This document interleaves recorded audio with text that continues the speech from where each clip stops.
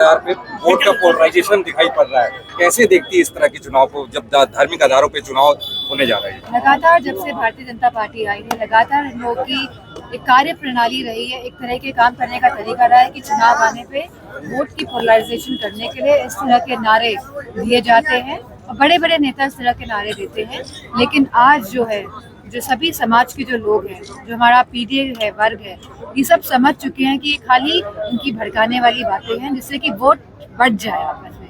लेकिन क्योंकि आज 10 साल केंद्र के और लगभग 10 साल, जहाँ 8 साल हमारे राज्य सरकार के होने जा रहे हैं, तो कहीं ना कहीं अब लोगों को इस बात का समझ आ रही है कि इस तरह के भड़कीले भाषण देके वोट तो ले लेते हैं, लेकिन जो बातें कही जाती है कि किसानों की आय दुगनी हो जाएगी, कि 2 करोड़ युवाओं को रोजगार मिलेगा, कि आज महिलाएं सुरक्षित रहेगी, कि अन्याय खत्म होगा, तो इस तरह का कोई भी चीज प्रदेश में देखने को नहीं मिल रही है। और हर वर्ग और हर समाज के लोग अपने आप को कहीं ना कहीं प्रताड़ित महसूस कर रहे हैं। 2027 के सत्ताधीश के नाम पे पोस्टर लगे हैं समाजवादी कार्यालय में। किस तरह से देख रहे हैं लोग जो अभी से 27 की कल्पना कर रहे हैं कि अखिलेश जी वहाँ मुख्यमंत्री होंगे, सत्ताधीश होंगे? नहीं, तो जब आप कह सकते हैं 80 में से 80 जीत रहे हैं या 9 में से 9 जीत रहे हैं, तो मैं नहीं समझती इसमें कोई गलत बात है। अगर कार्यकर्ताओं में जोश है, उत्साह है, तो इस तरह के पोस्टर्स जैसा बता रहे हैं लगाए जाएंगे, तो जीतनी चाहिए। उसमें क्या बीजेपी ने नुजेश यादव को उतारा है क्योंकि यादव वोट बैंक में सेल लगाने के लिए, क्या लगता है कि क्योंकि यादव वोट बैंक की संख्या हमें तो ताज्जुब इस बात का हो रहा है कि जो परिवार का हमेशा विरोध करते थे, जो परिवार के हमेशा हीन भावना से देते थे, उन्हीं लोगों ने परिवार के ही एक इंसान को जो टिकट देने का कार्य किया है, क्योंकि इनको कोई भी उम्मीदवार ही नहीं मिला करेल अपने विधानसभा क्षेत्र के लिए। तो इसमें सोचने वाली बात है कि जिनको उम्मीदवार ही नहीं मिला, उन्होंने परिवार का ही उम्मीदवार उतार दिया है।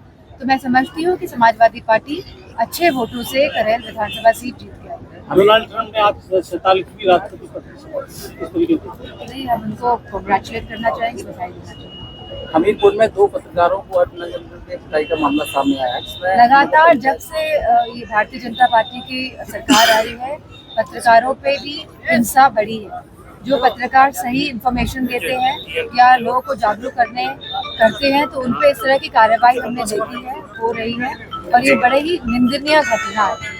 पत्रकारों ने खबर चलाई, इसके बाद मुकदमा लिखाया जा रहा है, धमकी दी जा रही बराबर। ये प्रकार जो शैली है, ये भारतीय जनता पार्टी की है कि ये गलत मुकदमे, चाहे अब क्योंकि इसके चंगुल में पहले तो कार्यकर्ता थे, अब इसके चंगुल में अब मीडिया कर्मी भी धीरे धीरे आ रहे हैं, और हमें इस बात समझनी होगी कि इससे कोई नहीं बच सकता है, कोई भी नहीं बचेगा। तो हम सबको ये सही समय है कि भारतीय जनता पार्टी को बताने का। वैसे भी जब लोकसभा चुनाव आए हैं, तो अब लोग भी ये समझ गए हैं कि भारतीय जनता पार्टी को हराना आसान है, मुमकिन है। तो अब वोटों की जो सुनामी आएगी, अब आप देखेंगे जिस तरह, तो पता नहीं चलेगा भारतीय जनता पार्टी का। मैडम, लगातार भारतीय शासन मतदाता पर दबाव बना रहा है, किसी को भगोड़ा घोषित कर रहा है, किसी को जिला बदल कर रहा है 6 महीने की। हमारी सूचना आ रही है सब जगह से, और हम इसमें कार्रवाई कर रहे हैं। और ये बड़ा ही असंवैधानिक तरीके से जिस तरह पूरा प्रशासन काम कर रहा है, इसीलिए हम कह रहे हैं कि ये भारतीय जनता पार्टी संविधान और लोकतंत्र को देश से खत्म करना चाहती है। मैडम, लगातार मंगलसूत्र को लेकर पहले राजनीति होती रही, अब बेटियों को लेकर। मैं समझती हूँ जब इस तरह की बातें मन से कही गई, तो लोगों ने इस नारे को, इस तरह की बातों को नकारा, पूरी तरह नकारा। और तभी हमने देखा कि आज पूर्ण बहुमत की सरकार नहीं है केंद्र में। तो जब इस तरह के नारे देंगे, तब नुकसान भारतीय जनता पार्टी का ही। वहीं शंकराचार्य जी ने कहा है, कटोगे या बटो वाला जो इन्होंने मैसेज दिया है, वही लोग बांटते हैं, वही काटते हैं। आप लोग कैसे देखें?